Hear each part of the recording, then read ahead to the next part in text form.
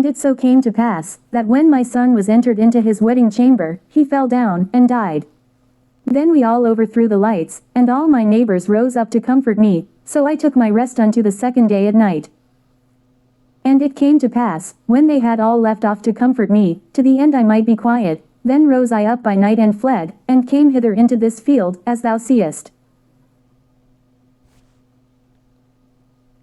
And I do now purpose not to return into the city, but here to stay, and neither to eat nor drink, but continually to mourn and to fast until I die.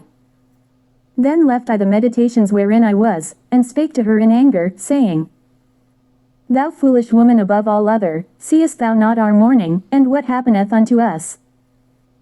How that Sion our mother is full of all heaviness, and much humbled, mourning very sore. And now, seeing we all mourn and are sad, for we are all in heaviness, art thou grieved for one son? For ask the earth, and she shall tell thee, that it is she which ought to mourn for the fall of so many that grow upon her. For out of her came all at the first, and out of her shall all others come, and, behold, they walk almost all into destruction, and a multitude of them is utterly rooted out. Who then should make more mourning than she, that hath lost so great a multitude, and not thou, which art sorry but for one? But if thou sayest unto me, My lamentation is not like the earth's, because I have lost the fruit of my womb, which I brought forth with pains, and bare with sorrows. But the earth not so, for the multitude present in it according to the course of the earth is gone, as it came. Then say I unto thee, like as thou hast brought forth with labor, even so the earth also hath given her fruit, namely, man, ever since the beginning unto him that made her. Now therefore keep thy sorrow to thyself, and bear with a good courage that which hath befallen thee. For if thou shalt acknowledge the determination of God to be just, thou shalt both receive thy son in time, and shalt be commended among women. Go thy way then into the city to thine husband. And she said unto me, That will I not do, I will not go into the city, but here will I die. So I proceeded to speak further unto her, and said, Do not so, but be counseled by me, for how many are the adversities of Sion? Be comforted in regard of the sorrow of Jerusalem. For thou seest that our sanctuary is laid waste, our altar broken down, our temple destroyed. Our psaltery is laid on the ground, our song is put to silence, our rejoicing is at an end, the light of our candlestick is put out, the ark of our covenant is spoiled, our holy things are defiled, and the name that is called upon us is almost profaned. Our children are put to shame, our priests are burnt, our Levites are gone into captivity, our virgins are defiled, and our wives ravished, our righteous men carried away, our little ones destroyed, our young men are brought in bondage, and our strong men are become weak.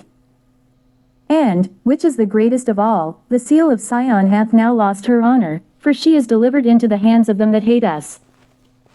And therefore shake off thy great heaviness, and put away the multitude of sorrows, that the mighty may be merciful unto thee again, and the highest shall give thee rest and ease from thy labor. And it came to pass while I was talking with her, behold, her face upon a sudden shined exceedingly, and her countenance glistered, so that I was afraid of her, and mused what it might be. And, behold, suddenly she made a great cry very fearful, so that the earth shook at the noise of the woman. And I looked, and, behold, the woman appeared unto me no more, but there was a city builded, and a large place showed itself from the foundations. Then was I afraid, and cried with a loud voice, and said, Where is Uriel the angel, who came unto me at the first? For he hath caused me to fall into many trances, and mine end is turned into corruption, and my prayer to rebuke. And as I was speaking these words, behold, he came unto me, and looked upon me. And, lo, I lay as one that had been dead, and mine understanding was taken from me, and he took me by the right hand, and comforted me, and set me upon my feet, and said unto me, What aileth thee, and why art thou so disquieted? And why is thine understanding troubled, and the thoughts of thine heart? And I said, Because thou hast forsaken me, and yet I did according to thy words, and I went into the field, and, lo, I have seen, and yet see, that I am not able to express. And he said unto me, Stand up manfully, and I will advise thee.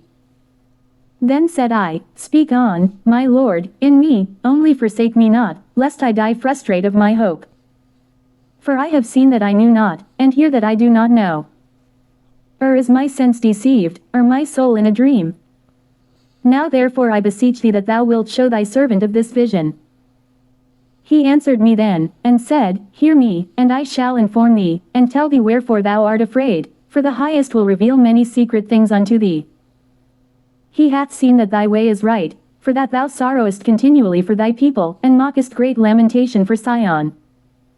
This therefore is the meaning of the vision which thou lately sawest. Thou sawest a woman mourning, and thou beganest to comfort her. But now seest thou the likeness of the woman no more, but there appeared unto thee a city builded. And whereas she told thee of the death of her son, this is the solution. This woman, whom thou sawest is Sion, and whereas she said unto thee, even she whom thou seest is a city builded. Whereas, I say, she said unto thee, that she hath been 30 years barren, those are the 30 years wherein there was no offering made in her.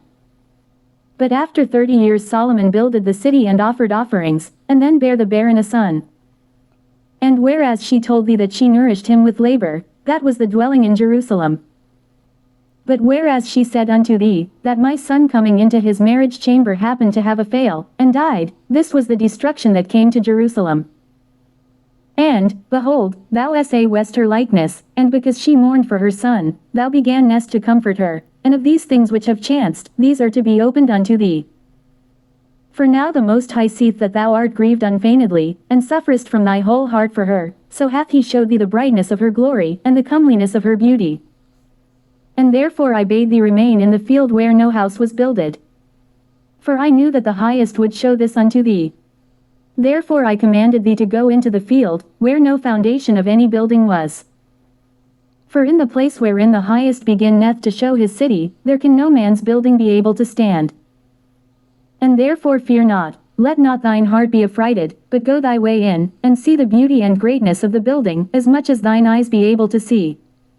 And then shalt thou hear as much as thine ears may comprehend. For thou art blessed above many other, and art called with the Highest, and so are but few. But tomorrow at night thou shalt remain here. And so shall the Highest show thee visions of the high things, which the Most High will do unto them that dwell upon the earth in the last days.